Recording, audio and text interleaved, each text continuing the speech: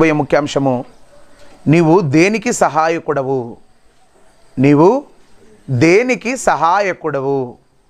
ప్రభునందు ప్రియులారా, సహాయం అంటే హెల్ప్ చేయడం. ఎందుకంటే దారిలో ఒక వ్యక్తి వెళుతున్నాడు, కిందికి పడ్డాడు. కిందికి పడినటువంటి వ్యక్తిని ఏం చేస్తాం?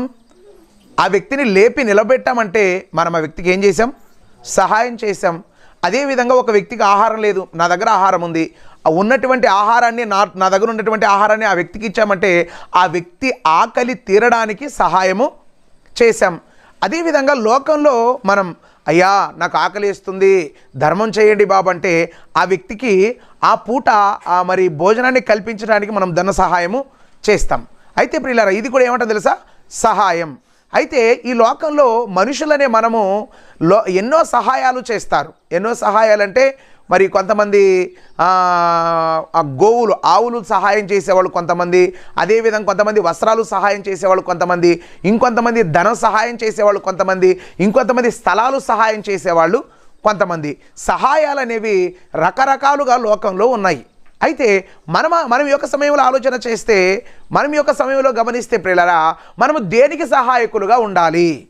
లోకంలో ఉన్నవారు దేనికి పడితే దానికి సహాయం చేస్తున్నారు. దేనికి పడితే ఏదంటే అది, దేనికి పడితే దానికి సహాయకులుగా, సహాయం చేసేవారుగా ఉన్నారు. అయితే ఈ యొక్క దినాన్న మనమందరం కూడా ఆలోచించాలి. ఈ యొక్క దినాన్న మనమందరం కూడా గమనించాలి. ఏంటి మనం గమనించవలసింది? ఏంటి మనం ఆలోచించవలసింది? మనము దేనికి సహాయకులుగా ఉండాలి? మనం ఏ విషయం కోసం సహాయం చేయాలో ఒకసారి మన గ్రంథాన్ని చూస్తే ప్రియులారా, పరిశుద్ధ గ్రంథంలో నుండి యోహాను గారు రాసిన మొదటి పత్రిక, క్షమించండి, యోహాను గారు రాసిన 3వ పత్రిక 1వ అధ్యాయము 8వ వచనాన్ని మనం చూద్దాం.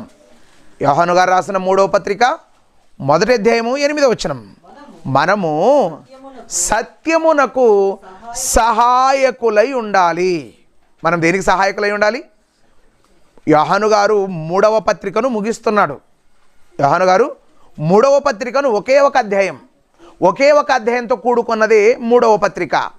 ఈ 3వ పత్రికను రాస్తాయనంటున్నాడు, మనం సహాయం చేస్తున్నాం కదా, మనం ఎంతోమంది ఎన్నెన్నో రకాలుగా సహాయం చేస్తాం. మన సహాయం అన్నది మనం దేనికోసం సహాయం చేయాలి తెలుసా? మనము సత్యమునకు సహాయకులై ఉండాలి. దేనికి పడితే దానికి కాదు, దేనికి పడితే దానికి సహాయం చేయటం కాదు, సత్యానికి సహాయం చేయాలి. సత్యానికి సహాయం చేయాలి. సత్యము ఏది? సత్యానికి సహాయం చేయాలంటే మరి అబద్ధానికి చేస్తామా? ఆ వ్యక్తికి ఆకలి ఉందనే విషయం సత్యమా అబద్ధమా? చెప్పండి. ఆ వ్యక్తికి ఆకలి ఉంది అనే విషయం సత్యం కాదు, అది నిజం. సత్యము వేరు, నిజం వేరు. ఆ సత్యము, మనము సత్యానికి సహాయకులై ఉండాలి. ఏంటి సత్యం? సత్యం అంటే ఏంటో మనం ఒకసారి గ్రంథాన్ని చూస్తే ప్రియులారా, పరిశుద్ధ గ్రంథంలో నుండి యోహాను సువార్త 17వ అధ్యాయం 17వ వచనం, అదే యోహాను గారిని అడుగుదాం. ఎందుకంటే యోహాను గారు సత్యానికి సహాయకులుగా ఉండాలని చెప్పాడు కాబట్టి సత్యం అంటే ఏంటో అదే యోహాను గారిని అడుగుదాం. సత్యమందు వారిని ప్రతిష్ఠ చేయుము, నీ వాక్యమే సత్యము. సత్యం అంటే ఏంటి తెలుసా? దేవుని వాక్యం. ఏంటి సత్యం? సత్యం అంటే ఏది? వాక్యమే. దేవుని వాక్యమే సత్యం. దేవుని వాక్యం అంటే దేవుని మాట. దేవుని మాట అంటే ఏ బాబు ముందు జరిగి కూర్చుండా నాన్న చెప్తే అప్పుడే నన్ను. సత్యం అంటే వాక్యం, వాక్యం అంటే సత్యం, సత్యం అంటే దేవుని మాట, దేవుని వాక్యం, దేవుని వాక్యం, దేవుని మనస్సు, దేవుని ఆలోచన, దేవుని ఆలోచనే సత్యం. దేవుడే సత్యం, దేవుని మాటే సత్యం. అందుకే దేవుని మాట ఏదయ్యా? వాక్యం. అందుకే సత్యమందు వారిని ప్రతిష్ఠ చేయుము, నీ వాక్యమే సత్యము. మనం గమనించారా? మనం ఆలోచన చేస్తే ప్రియులారా, సత్యానికి సహాయకులుగా ఉండాలి. సత్యానికి సహాయకులుగా ఉండాలంటే సత్యం ఎక్కడుంది? సత్యం ఎక్కడుంది? సత్యం ఎక్కడుంది? బంగారు ఎక్కడ దొరుకుతుందంటే బంగారు షాప్లో దొరుకుతుంది. కూరగాయలు ఎక్కడ దొరుకుతాయి? కూరగాయల మార్కెట్లో దొరుకుతాయి. మనం గమనించారా? వస్త్రాలు ఎక్కడ దొరుకుతాయి? వస్త్రాల అంగడిలో దొరుకుతాయి. అంతే కదా? మనం గమనిస్తే సత్యం ఎక్కడుంది? మనం ఏమన్నా తెలుసా? దేవుడు ఏమన్నాడు? మీరు సత్యానికి సహాయకులుగా ఉండాలి. ఇప్పుడు సత్యానికి సహాయకులుగా ఉండాలంటే సత్యం అంటే వాక్యం. సత్యం అంటే ఏంటి? వాక్యం. ఈ వాక్యం అనేది ఎక్కడుంది? వాక్యం అనేది ఎక్కడుందంటే బైబిల్లో ఉంది. అంతేనా కదా? వాక్యం ఎక్కడుంది? బైబిల్లో ఉంది. వాక్యం అనేది బైబిల్లో కాదు, భూమి మీద ఎక్కడుంది? సత్యం ఉండే ప్రదేశం ఒకటి ఉంది. సత్యం ఉండేటువంటి ప్రాంతం ఒకటి ఉంది. సత్యం ఉండేటువంటి ఒక ప్రపంచం ఒకటి ఉన్నది. ఏంటయ్య అది? అదేంటో మనం ఒకసారి గ్రంథాన్ని చూస్తే ప్రియులారా, పరిశుద్ధ గ్రంథంలో నుండి తిమోతికి రాసిన మొదటి పత్రిక 3వ అధ్యాయం 15వ వచనం.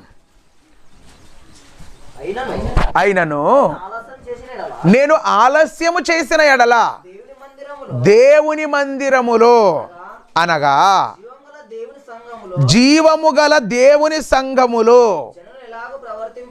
జనులు ఎలాగు ప్రవర్తించవలెను అది నీకు తెలియవలెనని ఈ సంగతులను నీకు రాయిచున్నాను.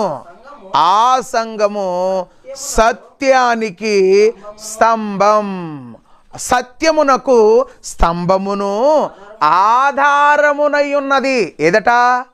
పౌలు గారు చెప్తున్నారు. ఏమంటున్నారు? నేను ఆలస్యము చేసినను దేవుని మందిరం. ఏ దేవుని మందిరం? ఏదో ఒక పెద్ద రాతి కట్టడాలు కట్టుకొని దాన్ని దేవుని మందిరం అంటారా? ఒక పెద్ద రాతి కట్టడాలు కట్టుకొని ఇది సంఘం అంటారా? కాదు. దేవుని మందిరం అనగా జీవము గల దేవుని సంఘం. దేవుని సంఘం అంటే ఏది? సంఘం అంటే ఏది? సంఘం అంటే కట్టడాలు కాదు. సంఘం అంటే ఎవరు తెలుసా? క్రీస్తు రక్తముతో కడగబడిన వారు, క్రీస్తు రక్తముతో కొనబడిన వారు. సంఘము అంటున్నాడు. జీవము గల దేవుని సంఘములో జనులు ఎలాగూ ప్రవర్తించాలి? సంఘములో ప్రవర్తన ఎలా ఉండాలి? నీ ప్రవర్తన ఎలా ఉంది? నా ప్రవర్తన ఎలా ఉంది? మనం ఎలా ప్రవర్తిస్తున్నాం? ఎదుటివారి ఎడల ఎలా ప్రవర్తిస్తున్నాం? కుటుంబ సభ్యుల ఎడల ఎలా ప్రవర్తిస్తున్నాం? ఆత్మీయుల ఎడల ఎలా ప్రవర్తిస్తున్నాం? ప్రవర్తన చాలా ముఖ్యం. జనులు ఎలాగూ ప్రవర్తించవలెనో అది నీకు తెలియజేయబడింది తిమోతి. ఏది నీకు తెలియజేయబడింది? ఏంటి తెలుసా? ఆ సంఘము. ఏ సంఘము? ఆ సంఘము. ఏ సంఘం? ఆ సంఘం ఏ సంఘం తెలుసా? జీవము గల దేవుని సంఘం. ఆ సంఘము సత్యానికి స్తంభం. సంఘం ఏది? సత్యాన్ని మోసుకున్న సంఘం ఏది తెలుసా? సత్యాన్ని మోసుకున్నది ఒక సంఘం. సత్యాన్ని మోసుకున్నది, సత్యానికి ఒక పిల్లర్. ఇప్పుడు ఈ టాప్ ఉంది. టాప్ అంతా దేన్ని మోసుకున్నాయి? దేన్ని మోసుకున్నాయి? ఈ పిల్లర్స్ ఇవే యాంగ్లర్స్. అంతే కదా? యాంగ్లర్ని ఎవరు మోసుకున్నారు? బండల్ని ఎవరు మోసుకున్నారు? భూమి. మనం గమనించారా? మనం ఆలోచన చేస్తే ఇప్పుడు సత్యం అంటే ఏంటి? వాక్యం పైన వాక్యానికి ఆధారమైన సంఘం కావాలి. దేనికి? వాక్యాన్ని మోసుకొని పోయే సంఘం కావాలి. వాక్యాన్ని మోసుకొని పోయే సిద్ధాంతాలు మోసే సంఘం కాదు. ఇది మా సిద్ధాంతం అండి, ఇది మా థియరీ అండి, ఇది మా డాక్ట్రిన్ అండి, దీన్ని మేము మోస్తామండి, అది కాదు. దేవుడికి అది కాదు కావాల్సింది. దేన్ని మోయాలి? సత్యమునకు స్తంభమును ఆధారమునై ఉన్నది. సత్యానికి ఆ సంఘం అంటున్నాడు. ఏ సంఘము? ఆ సంఘము ఏది? ఆ సంఘం జీవము గల దేవుని సంఘం. ఏంటి తెలుసా? ఆ సంఘం అంటే ఏదో తెలుసా? ఆ సంఘం అంటే ఏదో కాదు. ఆ సంఘమే జ్యేష్ఠుల సంఘం. ఏ సంఘం అది? జ్యేష్ఠుల సంఘం. జ్యేష్ఠులు అంటే ప్రథములు, మొదటి వాళ్ళు, సంఘంలోనికి ప్రవేశించిన వాళ్ళు. జ్యేష్ఠులు ఏ సంఘములోనైతే ఉన్నారో మనం అదే సంఘంలో ఉండాలి. జ్యేష్ఠులు ఏ సంఘానికి కట్టుబడి జీవించారో మనం కూడా అదే సంఘానికి కట్టుబడి జీవించాలి. లేదండి మేము ఏది పడితే అది వెళ్తామండి, ఎక్కడ పడితే అక్కడ ఉండమండి అంటే నరకం గ్యారెంటీ. ఏది సత్యం ఉండాలండి, గుంపు కాదు. పందికి 10 పిల్లులు ఏం చేస్తావు చెప్పు, పులికి 1 పిల్లు చాలు. పందికి 10 పిల్లులు ఉన్నా బురదలోకి మూతి కుడతాయి, కానీ సింహానికి 1 పిల్ల మొత్తం అడవినే గర్జిస్తుంది. సింహం వచ్చేదంటే ఎక్కడున్నాడల్లా ఇంట్లో పండుకుంటాడు, దినం బయట పండుకునేవాడు. కాదంటారా? అవునంటారా కాదంటారా? పందికి భయపడతాడా, సింహానికి భయపడతాడా? చెప్పండి. వాడు ఎలిగించేవాడు అక్కడ చాలు. ఆరిపోయిన వాళ్ళు ఎంతమంది ఉంటే, 1,00,000 మంది ఉంటే ఏముండదు చెప్పండి. పనికిరాని వాళ్ళు ఎంతమంది ఉంటే ప్రయోజనం ఏంటి? అందుకే సత్యానికి స్తంభాలుగా ఉండాలి. సత్యానికి స్తంభంగా సంఘం నిలబడాలి. ప్రారంభ దినాలలో మనం గమనించారా, ప్రారంభ సంఘం సత్యాన్ని మోసుకొన్నది, సత్యానికి స్తంభంగా నిలబడినది. చూడండి ఒకసారి మన గ్రంథాన్ని చూస్తే పిల్లరా, సంఘం అనేది ప్రారంభమైంది. ఎప్పుడు ప్రారంభమైంది సంఘము? మహారాజు, సంఘం ఎప్పుడు ప్రారంభమైంది?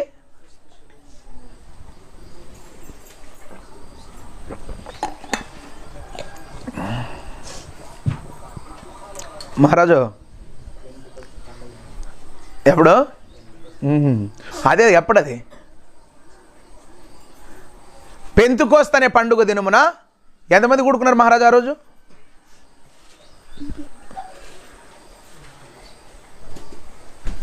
ఎంతమంది కూడుకున్నారు? దాదాపు అవలే మరి, మీరు భలే చాలా బాగా చదివారు బైబిల్ని. పెంతుకోస్తు అనే పండుగ దినమనోడు 12 మంది కూడుకున్నారు. 12 మందితో 12 మంది వచ్చారు. అపొస్తలులు 12 మంది ఉన్నారు. 12 మంది అపొస్తలులతో పాటు ఇంకెంతమంది ఉన్నారో తెలుసా? సుమారు ఒక 120 మంది ఏమో ఉంటారు అనుకుంటా. అపొస్తలుల కార్యములు మొదటి అధ్యాయంలో మనం చూస్తే అక్కడ మొదటి అధ్యాయం చివరిలో మనం చూస్తే దాదాపు ఒక 120 మంది ఎంతోమంది కూడుకున్నట్లుగా, ఎంతమంది? ఒక 120 మందితో ప్రారంభమైంది. ఏమైంది? మొదలైతే 120 మంది అపొస్తలులు కాక, అపొస్తలులు 12 మంది ఉన్నారు. 12 మంది మిగతా 12 మంది తర్వాత ఆయా దేశాల నుండి వచ్చారు కొంతమంది. ఆయా దేశాల నుండి కొంతమంది వస్తే పేతురు గారు ప్రసంగం మొదలుపెట్టాడు. ప్రసంగం చేసి ఎంతమంది చేర్చబడ్డారు?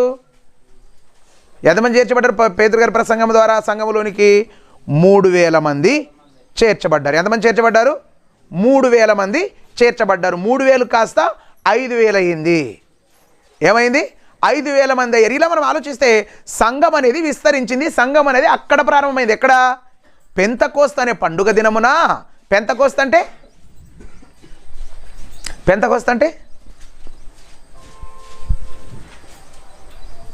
తిరుమలరావు, పెంతకోస్తు అంటే దీన్ని ఏమంటారంటే పాత నిబంధనలో వారముల పండుగ అంటారు. ఏ పండుగ ఇది? వారం చెప్పింటే నేను ఒకసారి ఏమైనా వారముల పండుగ. ఈ వారముల పండుగనే, ఈ వారాలంటే ఎన్ని వారాలు తెలుసా? పస్కా పండుగ. గమనించారా? పస్కా పండుగ అయిపోయిన తర్వాత 50వ రోజు చేయాల్సిన పండుగ ఇది. ఎన్నో రోజు?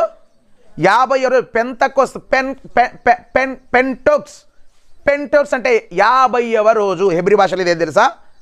పెంటెక్స్ అంటే 50. ఏది?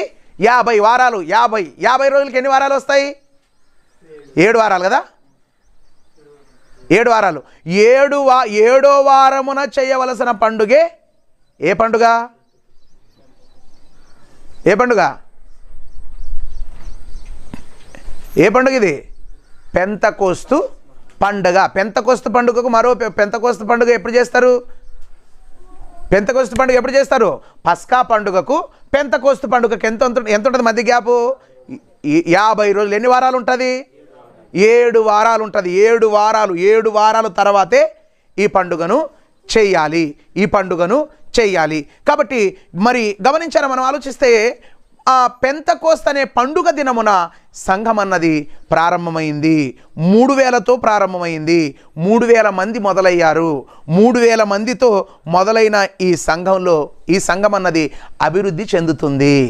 అభివృద్ధి చెందుతున్న సందర్భంలో ఆ సంఘంలో జ్యేష్ఠుల సంఘం అన్నాం కదా, ఈ సంఘంలోనికి ప్రారంభకులు ఎవరు? ప్రారంభమున మొదట వచ్చిన వాళ్ళు అపొస్తలులు 12 మంది. 12 మందిలో ఒకడు స్పటాక్ అయిపోయాడు. 12 మందితో 11 మంది ఉన్నారు. 11 మందితో పాటు ఇంకొక వ్యక్తి చేర్చబడతాడు. ఏం చేస్తాడు? చేర్చబడతాడు. ఆయన పేరే మత్తీయ చేర్చబడ్డాడు. మత్తీయ గారు చేర్చబడిన తర్వాత సంఘం అన్నది డెవలప్ అవుతూ ముందుకు వెళుతూ ఉంది. సంఘం వెళుతూ ఉంటే సంఘములో దినదినం అభివృద్ధి చెందుతుంది. సంఘ అభివృద్ధిని ఓర్చుకోలేని వారు ఎవరు? సంఘ అభివృద్ధిని ఓర్చుకోలేని వారు, సంఘము రోజు కొరదిల్లుతుంటే చూసి తట్టుకోలేని వారు ఏమంటున్నారు? ఒకసారి మన గ్రంథాన్ని చూస్తే ప్రియులరా, పరిశుద్ధ గ్రంథంలో నుండి అపోస్తల కార్యములు 4వ అధ్యాయము 18-19 వచనాలు. అప్పుడు వారిని పిలిపించి మీరు యేసు నామమును బట్టి ఎంత మాత్రమును మాటలాడకూడదు, బోధించకూడదు. వారికి ఆజ్ఞాపించరు. ఏమైనా ఆజ్ఞాపించో తెలుసా? మీరు యేసు నామమును బట్టి మాట్లాడకూడదు, యేసు నామమును బట్టి బోధించకూడదు. మీరు బోధించారా? మీరు బోధిస్తే మిమ్మల్ని చంపేస్తాం, మిమ్మల్ని నరికేస్తాం అని అన్నారు. నరికేస్తామన్నా చంపేస్తామన్నా వీరు ఏమంటారు తెలుసా? అందుకు పేతురును యోహానును వారిని చూచి, దేవుని మాట వినుట కంటే మీ మాట వినుట దేవుని దృష్టికి న్యాయమా? మీరు చెప్పండి అయ్యా పెద్దలారా, మీ మాటనలా దేవుని మాటనలా? మేము ఈ మాటలు ప్రకటించాలి. ఏది? వాక్యాన్ని ప్రకటించాలి. సత్యాన్ని, వాక్యం అంటే సత్యాన్ని ప్రకటించాలి. సత్యం కోసం నిలబడాలి. అందరూ బోధించవద్దని సత్యానికి ఆటంకం కలగజేస్తే సత్యం కోసం నిలబడినటువంటి వారే నిలబడిన వారే అపోస్తలులు. సత్యం కోసం ప్రాణత్యాగం చేయడానికి సిద్ధపడిన వారే అపోస్తలులు. అందుకే అపోస్తలులు ఏమంటారు చూడండి ఒకసారి. అపోస్తల కార్యములు 5వ అధ్యాయం 29వ వచనం. అందుకు పేతురును అపోస్తలులను మనుషులకు కాదు దేవునికి లోబడి ఉండాలి. మేము ఎవరికి తెలుసా? మనుషులకు కాదు మేము లోబడేది. ఎవరికి లోబడాలి? దేవునికే లోబడి ఉండాలి. దేవునికే మేము లోబడాలి. మీరు గమనించారా? ప్రతి ఒక్క వ్యక్తి కూడా మనం గమనించారా? దేవునికి లోబడ్డం అంటే ఏంటి? దేవునికి లోబడ్డం ఏంటి? దేవుని ఫోటో పైన పెట్టి నువ్వు కింద కూసుకోవడం అది దేవునికి లోబడ్డం అంటే ఏంటి? దేవుని లోబడ్డం దేవుని బైబిల్ పైన ఇంత ఎత్తు టేబుల్ మీద పెట్టి నువ్వు టేబుల్ కింద కూసుకోవడమా లోబడ్డమా? ఏంటి లోబడ్డం అంటే? దేవుని మాటకు విధేయులై ఆ మాటకు కట్టుబడి ఉండటమే దేవునికి లోబడి ఉండటం అంటే. దేవుని మాటకు కట్టుబడి ఉండటమే దేవునికి లోబడి ఉండటం. దేవుని మాట గమనించారా? అపోస్తలులు చేపలు పట్టేవాళ్ళు. క్రీస్తు పిలిచాడు. వీళ్ళు వచ్చారు. వచ్చిన తర్వాత ఏమన్నారు తెలుసా? వచ్చిన తర్వాత ఏం చేశారు? యేసు ప్రభు చెప్పవలసిన సత్యవాక్యాలు తండ్రి దగ్గర విన్న సంగతులన్నీ చెప్పాడు. చెప్పిన సంగతులు విన్నారు వాళ్ళు. అపోస్తలులు ఏం చేశారు? విని ఇది సత్యం అని తెలుసుకున్నారు. ఏమనుకున్నారు? ఇది సత్యమని తెలుసుకున్నారు. సత్యమని తెలుసుకొని ఏం చేశారు? గట్టిగా పట్టుకున్నారు. ఏం చేశారు? దీన్ని విడిచిపెట్టలేదు. సత్యమని తెలుసుకొని దీని మీద నిలబడ్డారు. దీనికోసమే పోరాడుతున్నారంటే అపోస్తలులు దేంట్లో ఉన్నారు తెలుసా? సత్యములో ఉన్నారు. సత్యములో ఎక్కడున్నారు? అపోస్తలులు ఎక్కడున్నారు? సత్యములో ఉన్నారు. సత్యములో ఎక్కడున్నారు? సత్యములో సంఘానికి కట్టుబడి సంఘములో ఉన్నారు. వాళ్ళు ఎక్కడున్నారు? వాళ్ళు ఎలా గమనించారా? మనోళ్ళు కూడా ఇప్పుడు చాలామంది మేము ఇంటి దగ్గరే లైవ్ చూస్తాము, ఇంకా అయిపోయి అంతే. సహవాసం ఎక్కడ? దాంట్లోనా? సహవాసం ఉండాలా ఉండకూడదా? ఉండాలా? ఇప్పుడు నువ్వు లైవ్ చూసావంటే నువ్వు వాక్యం విన్నావు అంతే కదా. వాక్యం విన్నావు. నువ్వు సహవాసం ఎక్కడ? సహవాసంలో ఉండాలా ఉండకూడదా? సహవాసం అవసరమా అవసరం లేదా?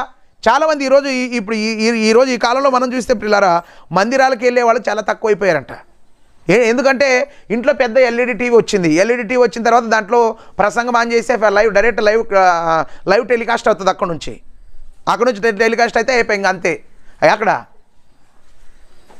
అక్కడే వాక్యం వినేది ఆమేన్. ఇంకెక్కడ నువ్వేమైనా చేయొచ్చు. ఫోన్లు దిక్కంటన్నా వాక్యం వినొచ్చు, అన్నం తినకంటన్నా వాక్యం వినొచ్చు, కాలు మీద కాలు వేసుకున్నా వాక్యం వినొచ్చు. ఆలోచించారా? ఎవరితోనన్నా ఫోన్ వస్తే బయటికి పోయి మాట్లాడచ్చు. ఎందుకంటే టీవీ ఏమన్నా అడుగుతుందా? ఆ టీవీ నువ్వు బయటికి లేచిపోయావనుకో, నువ్వు మాట్లాడేవనుకో, నువ్వు ఎందుకు మాట్లాడేవని అడుగుతుందా? అడగదు. ఎందుకు? నువ్వు కేవలం లైవ్లో నువ్వు వాక్యాన్ని విన్నావు, కానీ అది నీకు సహవాసంగా పరిగణించబడదు, పరిగణనలోనికి రాదు. అందుకే ప్రియులారా, మనం ఇక్కడ విషయాన్ని గమనిస్తే అపోస్తలులందరూ కూడా సత్యానికి కట్టుబడి ఉన్నారు, సత్యములో ఉన్నారు, సత్యం కోసం నిలబడ్డారు. ఎక్కడున్నారో తెలుసా? సంఘములో వారు ఉన్నారు. సత్యం అన్నది మీరు గమనించారా? సత్యం అనేది ఎక్కడుందో తెలుసా? అపోస్తలుల దగ్గర ఉంది. అపోస్తలుల ద్వారా ప్రారంభించబడిన, లేకపోతే అపోస్తలుల ద్వారా వృద్ధి పొందినదే సంఘం. ఏది? అపోస్తలుల ద్వారా వృద్ధి పొందినదే సంఘం. కాబట్టి ప్రియులారా, ఈ సంఘములో ఏది తెలుసా? ఈ సంఘంలో ఏముండదు తెలుసా? సత్యం ఉండాలి. సంఘాలంటే చాలా దండిగా ఉన్నాయి. సంఘాలు ఎన్ని ఉన్నాయి? సుమారు 30,000 ఉన్నాయి ఇప్పుడు. ఏవి? సంఘాలు అనేవి 30,000 సంఘాలు ఉన్నాయి. ఈ 30,000 సంఘాలలో ఇంతకీ మనం ఉన్న సంఘం జ్యేష్ఠుల సంఘమా, కనిష్ఠుల సంఘమా? ఏ సంఘం మంది? కనిష్ఠుల సంఘములో ఉంటే ప్రయోజనం లేదు. ఏ సంఘంలో ఉండాలి? జ్యేష్ఠుల సంఘం. జ్యేష్ఠుల సంఘ సభ్యులై ఉండాలి. జ్యేష్ఠుల సంఘం ఏది? అది సార్వత్రిక సంఘం. సార్వత్రిక సంఘం అంటే ఏది? సార్వత్రిక సంఘం అంటే సార్వత్రిక సంఘం అంటే కరెక్ట్. మరి సార్వత్రిక సంఘం అంటే ఏంటి తెలుసా? సర్వలోకమంతా ఒకే సంఘం. సర్వలోకం అంతా ఏముండాలి? ఇప్పుడు అయోధ్యలో రాముని గుడి కట్టారు. అది ఎవరు గుడి అవుతుంది? మన పెద్దమ్మలో గుడి కట్టారు. ఈ గుడి ఎవరు గుడి? చెప్పు. మన పెద్దమ్మలో గుడి కట్టారడా? ఏది? ఏ గుడి? అది రామాలయమే. ఇంకొక ఊరిలో ఒక రాముని గుడి కడతాడు. అది ఏ గుడి? రామాలయం. గమనించారా? మన ఇండియా మొత్తం చూస్తే రాముని గుడికి ఏం పేరు ఉంటుంది? ఆంజనేయ గుడికి ఏం పేరు ఉంటుంది? లక్ష్మణ్కే మన మామూలుగా వేరే దేవుళ్ళకి ఆంజనేయ గుడి ఉంది అనుకో, ఆంజనేయ గుడికి ఏం పేరు ఉంటుంది? ఏ పేరు ఉంటుంది చెప్పండి? అంతే, ఆంజనేయ స్వామి దేవాలయం. ఉండదా? మరి యేసుక్రీస్తు పేరు పైన కూడా కూడుకున్నటువంటి వారందరూ కూడా క్రీస్తు పేరు కలిగి ఉన్నారా? ఎవరి పేరు మీద కూడుకున్నాం మనం ఇక్కడ? ఇప్పుడు ఎవరి పేరు ఉండాలి? మనం ఎవరి పేరు కింద ఉండాలి? మనము క్రీస్తు పేరు కింద ఉన్నారా? క్రీస్తు పేరు కింద ఉండేవారు ఉన్నారా? క్రీస్తు పేరు కింద లేరు. ఎందుకంటే యేసుక్రీస్తే సత్యం. యేసుప్రభు ఏమన్నాడు? నేనే సత్యం అన్నాడు. కాబట్టి సత్యానికి ఎవరైతే సహాయకులుగా ఉంటారో, సత్యానికి సహాయకులుగా ఉన్నవారు ఎవరి దగ్గర ఉంటారో తెలుసా? యేసుప్రభు దగ్గర ఉంటారు. ఎవరి దగ్గర ఉంటారు? యేసుక్రీస్తు దగ్గర ఉంటారు. అపోస్తలులు 12 మంది ఎవరి దగ్గర ఉన్నారు? అపోస్తలులు 12 మంది ఎవరి దగ్గర ఉన్నారు? యేసుక్రీస్తు దగ్గరే ఉన్నారు. ఇప్పుడు మనం అందరం కూడా సమకూడినటువంటి వారందరూ కూడా ఎక్కడ ఉండాలి? మనము యేసుక్రీస్తు దగ్గరే ఉండాలి. యేసుక్రీస్తును విడిచిపెట్టి, యేసుక్రీస్తు ఎక్కడున్నాడు? పరలోకంలో ఉన్నాడు. యేసుక్రీస్తు ఎక్కడున్నాడు? పరలోకంలో ఉన్నాడు. పరలోకములో ఉండి తన అధికారానికి లోబడాలని సంఘానికి చెబుతున్నాడు. ఎందుకంటే శిరస్సు ఎక్కడుంటుంది? తలకాయ. శరీరం ఎక్కడుంది? శిరస్సు పైన పరలోకంలో ఉంది. సంఘం అనే శరీరం ఎక్కడుంది తెలుసా? భూమి మీద ఉంది. కాబట్టి పరలోకంలో ఉన్న శిరస్సు, భూమి మీద ఉన్నటువంటి సంఘాన్ని ఏం చేస్తా తెలుసా? ఎలా నడవాలి, ఎలా ప్రవర్తించాలి, దేనికి సహాయకులుగా ఉండాలి, దేనికి సహాయం చేయాలి అనే దాన్ని మొత్తం డీల్ చేస్తున్నాడు పైన నుండి యేసుక్రీస్తే. కాబట్టి మనమేం చేయాలి తెలుసా? ఆయన అధికారానికి లోబడాలి. ఎవరి అధికారానికి? మన అధికారాలు కాదు. మనం ఏం చేస్తుంది తెలుసా, నాది అధికారం నడవాలా, నీ అధికారం నడవాలా అనుకుంటాం మనం, కానీ మంది కాదు.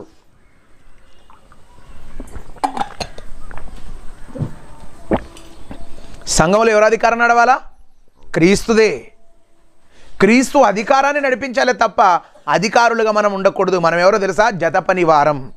ఎవరో మనము? క్రీస్తు రాజ్యవ్యాప్తిలో మనమంతా జత పని వారం, జతగా ఉన్నవారం. జతగా ఉండి ఏం చేయాలి తెలుసా, మనము సత్యానికి సహాయకులుగా ఉండాలి. సత్యానికి సహాయం చేయాలి. సత్యానికి సహాయం చేయాలి. సత్యానికి అంటే వాక్యానికి, వాక్య ప్రబలం కోసం. వాక్యం అభివృద్ధి, మనం గమనించారా, వాక్యం విస్తరించాలి, వాక్యం బయటికి వెళ్ళి ప్రకటించబడాలి. వాక్యం బయటకు వెళ్ళి ప్రకటించబడాలంటే నువ్వేం చేయాలి తెలుసా, మనం ఏం చేయాలి, సహాయకులుగా ఉండాలి. ఏం చేయాలి, సహాయం చేయాలి. దేనికి సహాయం? వాక్యం ముందుకెళ్ళాలంటే వాక్యం కోసం సహాయకులుగా ఉండాలి. చూడండి ఒకసారి మనం పరిశుద్ధ గ్రంథాన్ని చూస్తే, పరిశుద్ధ గ్రంథంలో నుండి ఫిలిప్పీ పత్రిక 4వ అధ్యాయం 3వ వచనం.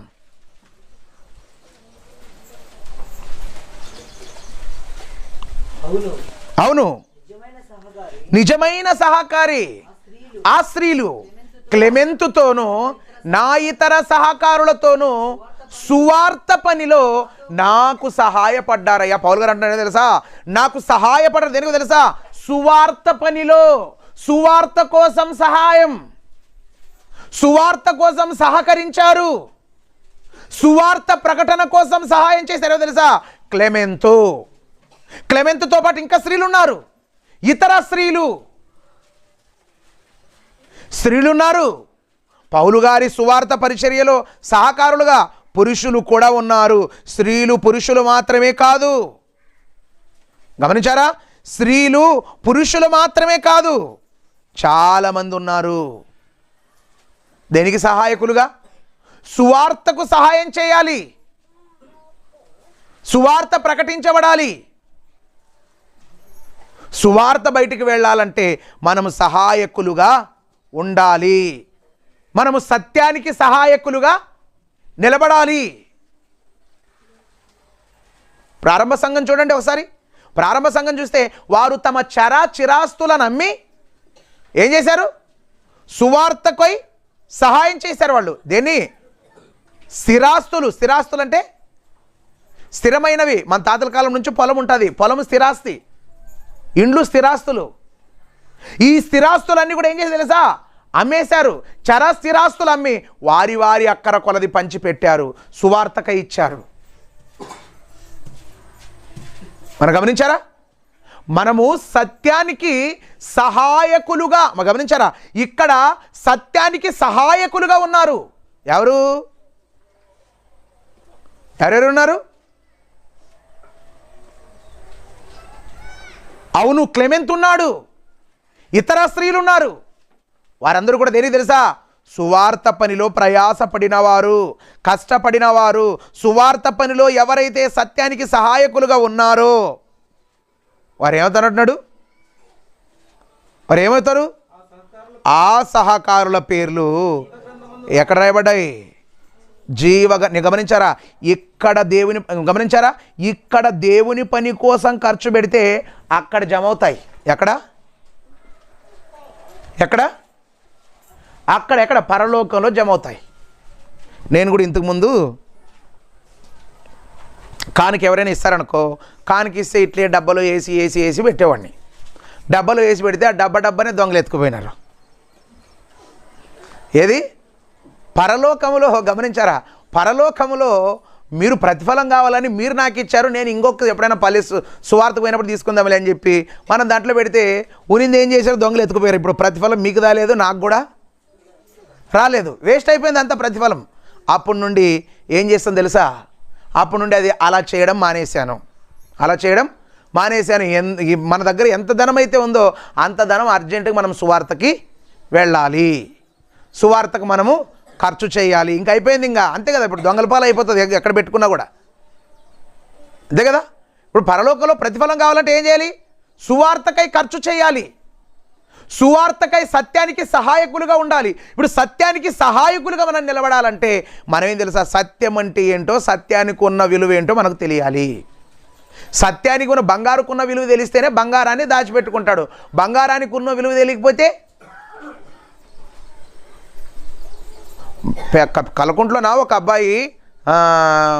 అబ్బాయి దొంగతనం చేశాడు. ఒక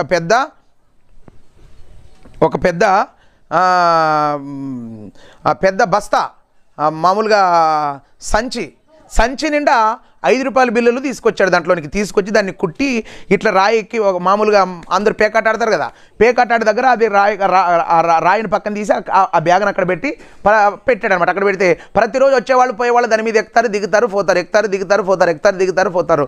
వాడి మీద కేసు వచ్చింది. ఒకటి 10 తొలాల బంగారము డబ్బులు తీసుకున్నాడని కేసు వచ్చింది. కేసు వస్తే బంగారాన్ని ఎక్కడో ఒక దగ్గర గుంతలో దాచి పెట్టాడు.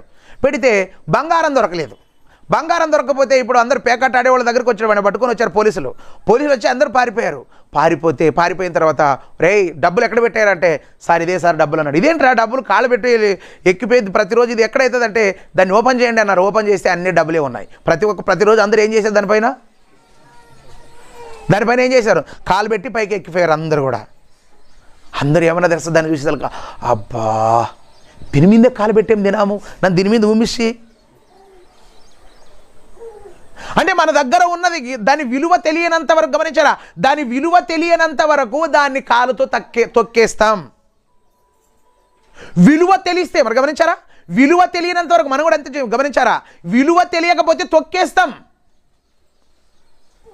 విలువ తెలియకపోతే, అవును ప్రియులారా, విలువ తెలియకపోతే మనం తొక్కేస్తాం. ఎలాగా చూడండి ఒకసారి గ్రంథంలో నుండి హెబ్రీ పత్రిక 4వ అధ్యాయం 10వ వచనం అనుకుంటా. హెబ్రీలకు రాసిన పత్రిక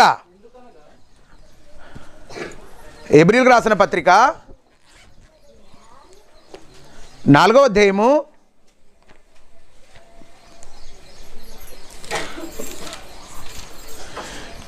పరిశుద్ధ గ్రంథంలో నుండి హెబ్రీలకు రాసిన పత్రిక 4వ అధ్యాయము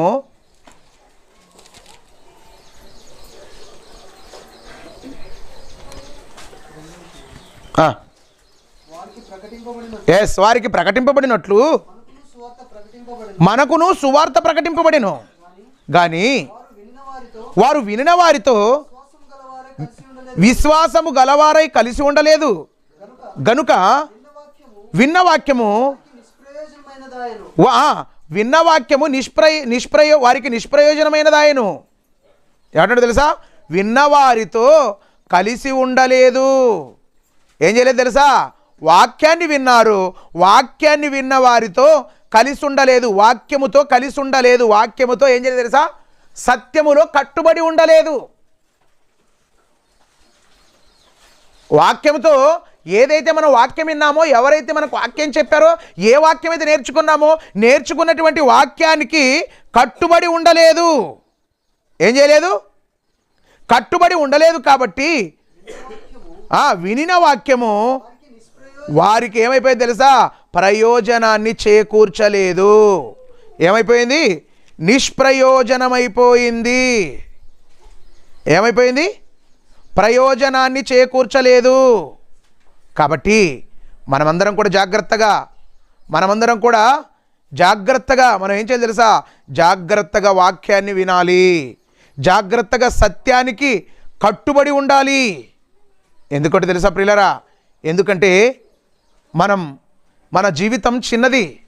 ఈ చిన్న జీవితంలో మనం పరలోకాన్ని సాధించాలంటే మనం దేనికి సహాయకులుగా ఉండాలి తెలుసా, మనము సత్యానికి సహాయకులుగా ఉండాలి.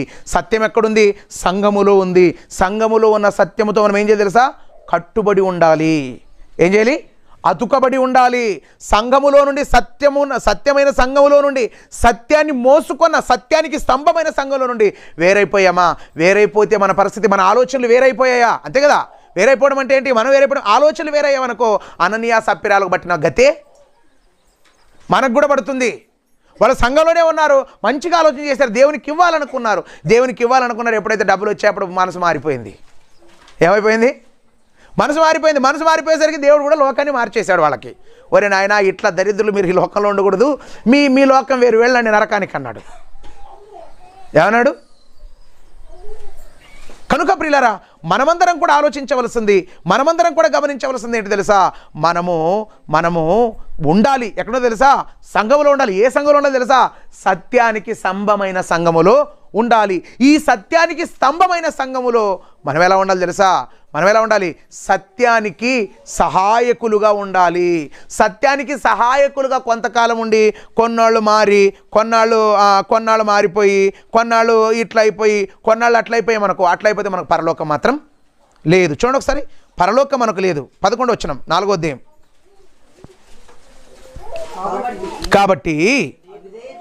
కాబట్టి అవిధేయత వలన వారు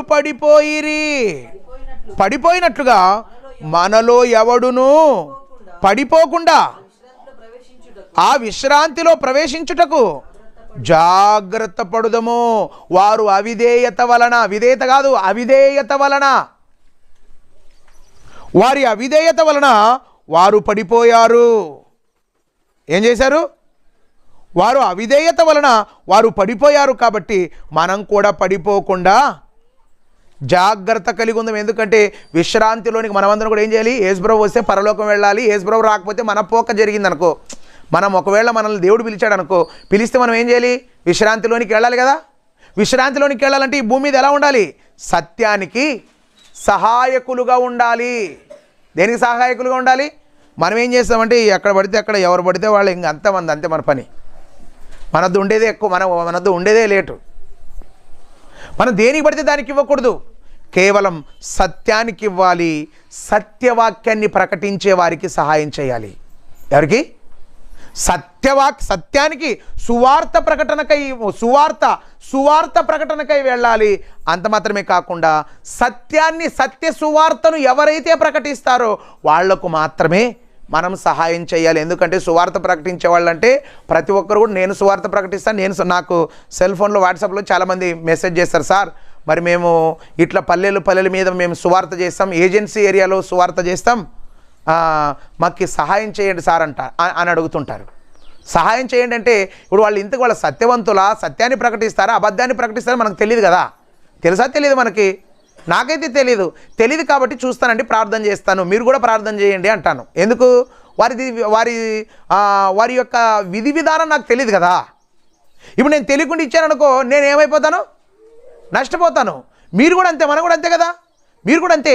సత్యాన్ని ఎవరైతే అందిస్తారో వాళ్ళకి ఇవ్వాలి. మనం ఎట్లుంటాం? కొత్తసారి దిగాడు అనుకో, పెద్దల సామెత చెప్తారు, కొత్త ఎద్దు పెండి ఇంటంతమంది ఎత్తేసారు అన్నట్లా. ఎవరైనా కొత్త వాళ్ళు వచ్చారనుకో, మనం ఏం చేస్తాం? మన కష్టార్జితాన్ని మొత్తం మనం ఏం చేస్తాం? అతని సేవకు వాడుతున్నాడా? దేనికోసం వాడుతున్నాడు? అతను ఇంతకు సత్యాన్ని ప్రకటించేవాడా, అబద్ధాన్ని ప్రకటించేవాడా? ఈరోజు మేమేంటే అందరూ బైబిల్ పట్టుకొని తిరుగుతున్నారు. గమనించారా? మనోళ్ళు మాత్రమే కాదు, ఇస్లాం సోదరులు కూడా బైబిల్ పట్టుకొని బైబిల్నే ప్రచారం చేస్తారు. వాళ్ళు కూడా ఇప్పుడు వాళ్ళకు కూడా సహాయం చేద్దామంటావా? అది కాదు. బైబిల్ పట్టుకొని అబద్ధ బోధలు లోకంలో చాలా బయలుదేరారు. అబద్ధ బోధకులు చాలా బయలుదేరారు కాబట్టి అబద్ధ బోధకులు బయలుదేరారు కాబట్టి మనం ఆయా ఆత్మను నమ్మక, వారి నమ్మక, ఎవరు సత్యమైన వాళ్ళు మనం పరిశీలించాలి. ఏం చేయాలి? పరీక్షించే మనం సహాయం చేయలే తప్ప మనం దేనికి పడితే దానికి మనం సహాయం చేస్తూ ఉన్నామనుకో, మనం ఏమైపోతాం? లాస్ అయిపోతాం. అది సత్యాన్ని ప్రకటించే సత్య సువార్త ప్రకటనకై సహాయం చేయాలి. అంత మాత్రమే కాదు, ఇంకేం చేయాలి తెలుసా? చూడండి, హెబ్రీ పత్రిక 13వ అధ్యాయం, హెబ్రీ పత్రిక 13వ అధ్యాయం 16వ వచనం. ఉపకార ధర్మమును చేయమరచిపోకుడి. అట్టి యాగములు, ఏ యాగాలు? ఉపకార ధర్మం. ఏ ధర్మం ఇది? ఉపకార ధర్మం. ఉపకారం అంటే నేను పాపంలో ఉన్నానండి, పాపంలో ఉన్న నాకు చిన్న వచ్చి వాక్యం చెప్పాడు. చిన్న ఒక బోధకుడు చిన్న వాక్యం చెప్పాడు. నేను నిజం తెలుసుకున్నాను, సత్యం తెలుసుకున్నాను, వాక్యంలో నిలబడ్డాను. ఇప్పుడు వాక్యంలో నేను నిలబడ్డానికి కారణం ఎవరో తెలుసా? ఎవరు? చిన్నన్న. ఎందుకు? నాకు యేసుక్రీస్తును పరిచయం చేసి నాకు ఉపకారం చేశాడు.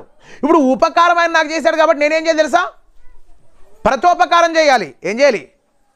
ఉపకారానికి ప్రతోపకారం చేయాలి. ప్రతోపకారం అంటే ఉపకార ధర్మము. ఏంటి ధర్మము? ఉపకార ధర్మం. ఉపకార ధర్మం అంటే చూడండి ఒకసారి, గలతీ పత్రిక, గలతీలకు రాసిన పత్రిక 6వ అధ్యాయము 6వ వచనం. వాక్యోపదేశము పొందువాడు ఉపదేశించువానికి మంచి పదార్థములన్నిటిలో భాగమియాలి. ఎవరైతే వాక్యోపదేశం, ఇప్పుడు నేను ఎవరి దగ్గర విన్నాను వాక్యము? చిన్న దగ్గర విన్నాను. ఇప్పుడు చిన్న దగ్గర విన్నటువంటి నేను చిన్నకి ఏం చేయాలి తెలుసా? మంచి పదార్థములు. మంచి పదార్థాలు అంటే బీరకాయలు, కోడిగుడ్లు, వంకాయలు, టమోటాలు ఇవి కాదు. ఇది మంచి పదార్థాలు అంటే ఇవే ఇస్తారు చాలామంది. ఒక ఆమె ఇన్ని రాగులు, ఇన్ని గోధుమలు, ఇవన్నీ నేను వాక్యం చెప్పి వందగలిగిపోయింటే అన్నీ ఒక్కొక్క గంట కట్టుకొని వచ్చి సార్ తీసుకోపోసారని చెప్తుంది. ఎందుకమ్మా ఇవంటే, సార్ ఉపదేశం చేయడానికి మంచి పదార్థాల్లో భాగమేమని ఉంది కదా సార్ బైబిల్లో, అందుకోసం నేను ఇచ్చాను సార్ తీసుకో. ఏది? కాదమ్మా ఈ రట్టు చేసేవాళ్ళు లేరు, నాకు ఎవరు లేరమ్మా, నన్ను ఒక్కడే ఉంటానమ్మా, ఎవరన్నా భార్య పిల్లలు ఉన్న వాళ్ళకి ఇవ్వండి. లేదులే సార్ నా మనసు నీకు ఇవ్వాలని వచ్చేది నేనే. ఇప్పుడు నానెవరికి ఇవ్వాలా? నానెవరికో బీద వాళ్ళకు చూసి వాళ్ళకి ఇచ్చుకంటే 6 గంటలు 5 గంటలు కట్టిండి ఆమె. అన్నీ ఒక్కొక్క గంట ఇచ్చుకంటే పోతాను. నేనేం చేస్తాను చెప్పండి? అంటే ఆమె గమనించారా? ఆమె ఇవ్వాలన్నది రైటే. ఈమె ఆలోచన చేసిందంటే ఈమె జ్ఞానం కొలది ఆలోచన చేసింది రైటే. కానీ బైబిల్లో ఏముంది? ఉపదేశించువానికి మంచి పదార్థములో భాగమీయవలెను అని ఒక్క అంకింది. చూడండి మూల భాషలో ఏముంది? వాక్యోపదేశము పొందువాడు సమస్త సద్విషయములలో బోధించువానితో పాలివాడై ఉండాలి. ఏ విషయాలలో? సమస్త సద్విషయాలలో వాక్యము బోధించువానితో పాలివాడై ఉండాలి. ఇప్పుడు చిన్న ఎటుకైనా స్వార్థకు పోతాడు అనుకో, చిన్న ఏమన్నా చిన్న నేను కూడా స్వార్థకు వస్తాను, లేకపోతే నేను స్వార్థకి సహాయం చేస్తా, నేను వెళ్ళాలి లేకపోతే సహాయం చేయాలి. సమస్త సద్విషయాలు అంటే వాక్య సంబంధమైన విషయాలలో సహకారిగా ఉండాలి. ఎవరు? సహకారిగా ఉండాలి.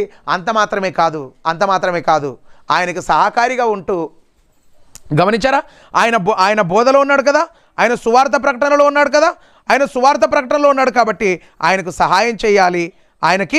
సహాయం చేయటం మాత్రమే కాకుండా ఇంకేం చేయాలి చూడండి ఒకసారి. ఫిలిప్పీ పత్రిక 4వ అధ్యాయం 16వ వచనం. ఫిలిప్పీలకు రాసిన పత్రిక 4వ అధ్యాయం 16వ వచనం. ఎలాగనగా తెస్సలోనికలో కూడా వీరు మాటికి నా అవసరము తీర్చుటకు సహాయము చేసితిరి. ఇది మాటికి పౌలు గారికి ఏం చేశారు తెలుసా? పౌలు గారికి ఏం చేశారు? మాటికి ఎందుకు మాటికి సహాయం చేశారు వీళ్ళు? మాటికి సహాయం చేయడానికి కారణం ఏంటి? పౌలు గారు వీళ్ళకి సువార్తను ప్రకటించాడు. ఫిలిప్పీలో ఉన్నటువంటి వారు, ఫిలిప్పీ సంఘం ఏది? ఫిలిప్పీ సంఘం ఎలా ఏర్పడింది? మాసిదోనియాలో ఉన్నటువంటి ఆ సంఘాలు ఎలా ఏర్పడ్డాయి? అంతియోకలో ఉన్న సంఘాలు ఎలా ఏర్పడ్డాయి? మాటికి సహాయకులుగా ఉన్నారు. కాబట్టి మనం ఆలోచిస్తే ప్రియులారా, మనం ఏం చేయాలి తెలుసా? సువార్త ప్రకటనకై సహకారులుగా ఉండాలి. అంత మాత్రమే కాకుండా సువార్తికుని గమనించారా? సువార్త చేసే వ్యక్తికి కూడా సహకారులుగా నేను మనందరం కూడా ఉండాలని మీకు అందరికి కూడా తెలియజేస్తున్నాను. కాబట్టి ఈ మాటలు మీరు మనసులో ఉంచుకోండి. దేవుని కోసం బ్రతకండి, దేవుని మార్గంలో నడవండి, దేవుడు ఉండే పరలోకానికి సిద్ధపడండి. అందరూ త్వరలో